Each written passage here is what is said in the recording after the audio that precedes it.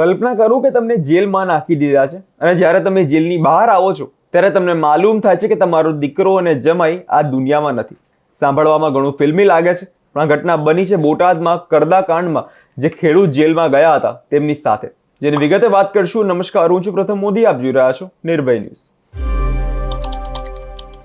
બોટાદ કરદા કાંડમાં હળદર ગામની સભામાં જે હોવાળો મચ્યો હતો, જે બાદ આપણે જોયું કે રાજુ કરપડા અને પ્રવીણ રામ સહિત 85 લોકોથી વધુ લોકોને જેલમાં નાખી દેવામાં આવ્યા હતા. જે બાદ આપણે જોયું કે ઘણા બધા લોકોને જામીન મળી ગયા છે. તે બધામાં એક આ વૃદ્ધ છે જેને કાલે જેલમાંથી જામીન મળ્યા છે અને પછી તેમને માલુમ થયું કે તેમનો દીકરો અને જમાઈ હવે આ દુનિયામાં નથી. BS9 ના પત્રકાર કાજલ સુવાએ તેમની સાથે વાત કરી છે. પહેલા તે સાંભળી લઈએ. બલેટ ખાનચંદ છે બેન. હા, તે દવાની બહુ તકલીફ હતી. મને આ સિવિલમાં લઈ જતા હતા, પણ મારે અમદાવાદની દવા ચાલુ હતી, એટલે આવી તકલીફ તો મારે છે. અને થોડા દિવસ પહેલા તમારા દીકરાનું મેં સાંભળ્યું. હા, સાસુ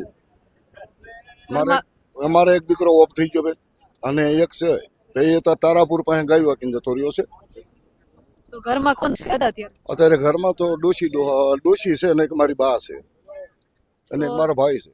તમે જેલમાં ગયો છો તો ઘરના તો અત્યારે એકલા. બધું બગડે તો ખરું ને બેન. અમારી આખી શિયાળુ ખેતી બધી નિષ્ફળ જ જઈ છે. બરોબર. અને બે ડોસીમાં ઘરે છે, વાડીએ રહ્યો છો ગામમાં? વાડીએ રહી છે. પછી ઘર વપરાશની વસ્તુ લેવા ગામડે કોણ જાય? પછી કોઈક આડોશી પાડોશી ને કહેતા લાવી દે, બીજું કોણ લાવી દે? એને ક્યાંક પછી દળાઈ આવો, આવું ઝીણું મોટું લઈ આવો તો એ જાય, બીજું કોણ જાય? ઘરના બા છે એ હાલતા ચાલતા છે કે આમ ફરતા છે? પણ તો અગવડતા તો પડી હશે. અગર તો પહેલી જ ને, અમે 2 મહિના થયા બેન, 2 મહિનાથી કાંઈ જોયું નથી લોકોએ. તમને બ્લડ કેન્સર છે તો જેલમાં કેવી અગવડતા પડી? જેલમાં તો અગવડતા તો હોય ને બેન. અમારે આ તો શું બધી સગવડ બધી નોંધ હોય ને. દવા લેવા કેટલા દિવસો લઈ જતા? દવા લેવા મને 3 દાડા લઈ જાય, પણ અહીંથી શું હતું, મારે ગોળી લે આ દવા મળે નતું. બધું કે કાગળિયા લાવો તો મળે, પછી મારે કાંઈ મળે એવું નતું. પછી મેં કીધું અમે છૂટીશ એટલે અમદાવાદથી લઈશ. ડોશીમાં એકલા ઘરેથી અહીં રાજકોટ સુધી મળવા આવતા?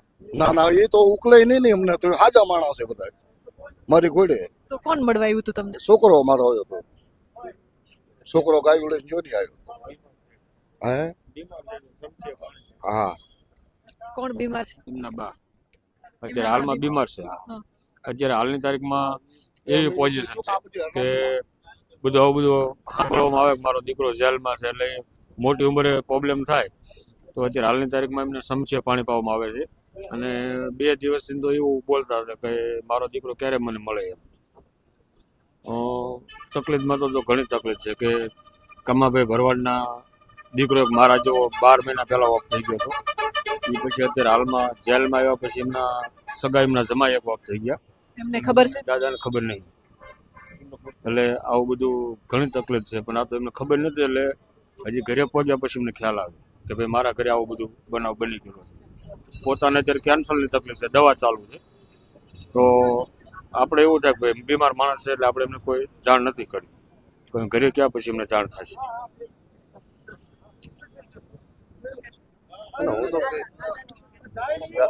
દાદાને તો એવી પરિસ્થિતિ એટલી ખરાબ છે કે કોઈ એમને વાત કર્યા જેવું નતું. ઘરની પરિસ્થિતિ જોણો તો વાડીએ અત્યારે આટલા દિવસ ડોશીમાં એકલા વાડીએ રહે છે, એકલા. એમના કોઈ છોકરા બીજા એમના ભાઈઓ છે તો બહાર ગુજરાતમાં માલ ઢોર સારવા છે. દાદા એકલા રહે છે. બહુ પરિસ્થિતિ ખરાબ છે, બહુ એટલે બહુ.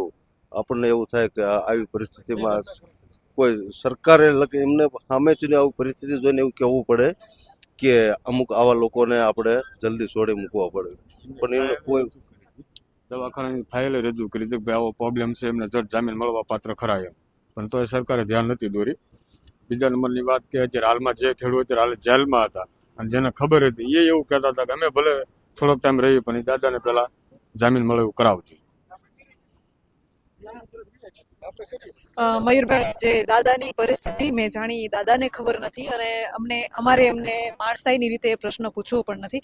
તમે 2 મિનિટ આગળ આવી જાઓ તો હું તમારી સાથે વ્યવસ્થિત વાત કરી શકું. કોઈ દાદા ન સાંભળે. મારો ઉદ્દેશ એટલો છે કે મેં ખેડૂતો પાસેથી સાંભળ્યું છે કે એ દાદાના ઘરમાં એમના દીકરાનું એ જેલવાસ ભોગવતા હતા. એમના થોડા સમય પહેલા એમનું મૃત્યુ થયું છે અને એમના ઘરે એમનામાં અને એમના પોતાના ઘરના છે અને એમના બાને અત્યારે ચમચીથી પાણી પાવામાં આવે છે એવી સ્થિતિ છે. અને દાદાને ખબર નથી કે એમનો જમાઈ પણ મૃત્યુ પામ્યો છે. તો આ રીતે જે અન્ય ખેડૂતો જે જેલવાસ ભોગવી રહ્યા હતા એ એમ કહેતા હતા કે અમને થોડાક દિવસ વધારે જેલમાં રાખો, પણ એ દાદાને છોડી દો, એમને બ્લડ કેન્સર છે. શું કહેશો એના વિશે? જે કમાભાઈ હતા ભાઈ ચાપડા રહ્યા ને, એ જ્યારે જેલમાં પૂરવામાં આવ્યા ત્યારે અમે એના ઘરની મુલાકાત લીધેલી. તો એક અપાહિત દીકરો છે, એમના ઘરના પણ બહુ જ બીમાર હતા અને પરિસ્થિતિ બહુ નાજુક હતી. પછી દાદા એ પહેલાં જેલમાં એ પહેલાં એમનો દીકરો એક્સપાયર થઈ ગયો હતો. પછી ત્યારે મેં સાંભળ્યું તો એમના ઘરના કીધું કે મારો જમાઈ ટ્રેક્ટરમાં રેતી ભરવા ગયો તો કોઈ એની નોઝલ લીક થઈ ગઈ. તો લીક થઈ જાય એટલે ભાઈ ટ્રેક્ટર બંધ કરીને ટ્રોલી ઉપર હતી અને ટૂંકમાં નોઝલ્સ રેડી કરતા હતા. એ દરમિયાન ટ્રેક્ટર નીચે બેસી ગયું અને જમાઈ નીચે દબાઈ ગયા અને એમના જમાઈ એક્સપાયર થઈ ગયા. એટલે ખૂબ ગંભીર પરિસ્થિતિ. પણ આ 2 મહિના સુધી અમે દાદાને જાણ કરી નથી. ઘરની પરિસ્થિતિ બહુ નાજુક છે, વાડીએ રહે છે. અન્ય દીકરાઓ પણ ગુજરાતમાં રળવા માટે જાય છે. ઘણી બધી કેન્સરના દર્દી છે, ઘણી બધી રજૂઆત કરી પણ કોર્ટમાંથી આજ સુધી અમને બેલ નહોતા મળ્યા. પણ આજે આપણા પાર્ટીના સુપ્રીમ કોર્ટના વકીલો બધા આવ્યા અને ખૂબ સારી દલીલ કરીને આજે 13 જણાને આજે જામીન મળ્યા છે અને બપોર પછી 4ના જામીન મળ્યા. કુલ આજે 17 જણાને જામીન મળ્યા છે.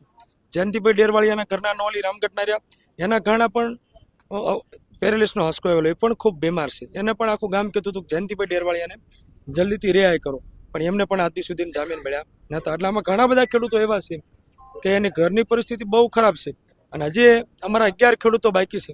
એમાંથી ઘણા બધા ખેડૂતો એવા છે કે એની મજૂરી કરતા હોય, ઘરની પરિસ્થિતિ અતિ ખરાબ છે, તેમ છતાં પણ આજ દિન સુધી એના જામીન મળતા નથી. એ અમારા માટે ઘણી બધી દુઃખની બાબત છે. અને એક બાબત ખુશીની સમાચાર પણ એવા છે કે આજે અમારે 17 ખેડૂતો, આજે 13 અને કાલે 4, કુલ 17 ખેડૂતો અમારે જામીન પર મુક્ત થયા છે. હવે આ વિષયને લઈને તમારો શું અભિપ્રાય છે તે કમેન્ટ કરી જરૂરથી જણાવજો અને અમારી ચેનલ નિર્ભય ન્યૂઝને લાઇક, શેર અને સબસ્ક્રાઇબ કરવાનું ભૂલશો નહીં.